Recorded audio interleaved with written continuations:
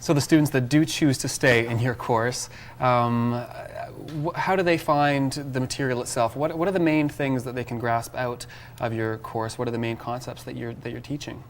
Well, the students come in as the content experts, which is really refreshing from a teacher perspective, because I'm used to doing an adaptation of the sort of sage on the stage thing, where I'm providing content and I'm providing technique, and I'm engaging with the students as they try their hand at it. But the students always, in every class, know more than I do about games.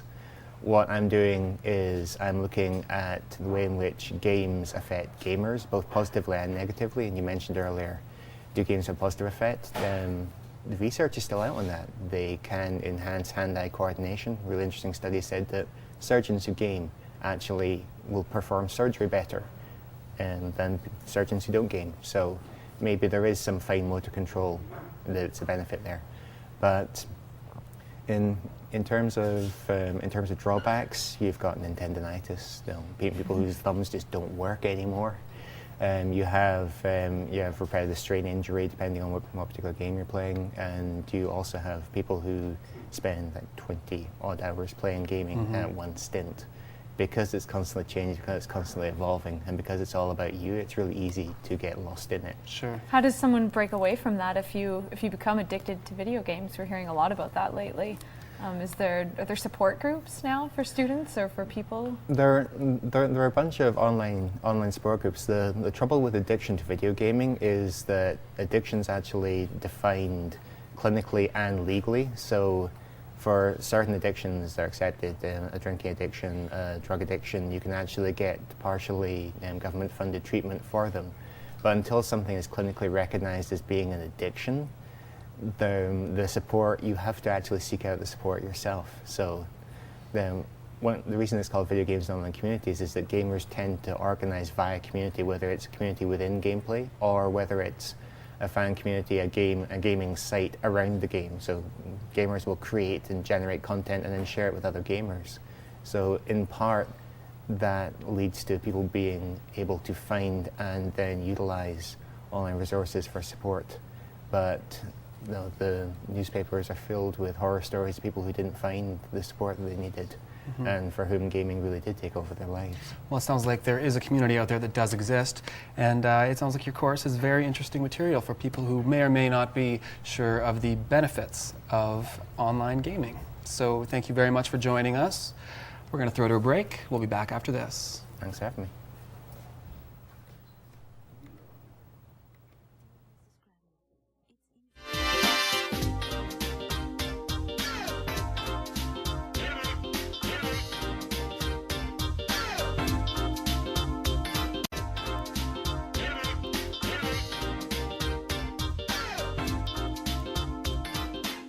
We had a jam-packed show today here on Good Morning Mohawk. It was really exciting to talk to Sue Prestige, even just being a journalist, about her experiences covering the Olympics. Just picking her brain, I mean, what an amazing gamut of experiences that her career has run. To see that trophy and to see the actual jacket, that was fun. I do wish that she would have worn it, however. I do wish we had jackets. Maybe a Good Morning Mohawk logo, a little hawk here. What do you think? I think we could need match to get every on day. that. Let's talk to our crew. That's something we could set up. And we also got to speak to Jeremy about breakaway tours, and I'm a little jealous of all those students that are in university right now, lying on the beaches of, I am as well. Florida. You know what? I don't want to talk about that. Actually. It's making me upset.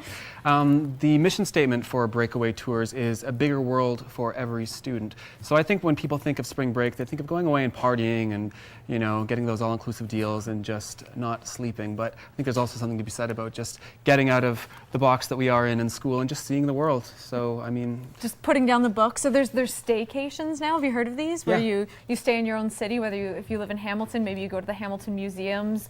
If you live in Toronto, maybe go up the CN Tower. When's the last time you've been up the CN Tower? Have you ever? Not since I was a kid, actually. No, I haven't either, since relatives came to visit. So there's a lot to do in your own backyard, and I think sometimes we try to think big, but we can have fun where we are too. Yeah, we easily discount the smaller things that are in our own backyard. And on tomorrow's show, we'll be talking about, we'll be getting a little bit more in depth about spring break, so you can look forward to that. Also on tomorrow's show, we have a popsicle stick building contest, which is going to be really, really interesting. Can't wait for that. It'll be nice to have some some fun. I don't know, how are you at building popsicle stick things? A little bit shaken right now. Yeah. I don't exactly know. Like I said in our first show, I don't have very much coordination. I But think I had to build a bridge back in grade school. I'm not 100% sure, and then we put bricks on it, something like that. Did you ever have to do that? no, I think well, it that's- sounds like we're both out of practice, so tomorrow we'll get a chance to hone our skills. Yeah, maybe if we put our skills together, maybe we can at least build something that resembles a bridge. Or it'll be a bigger fail, who knows?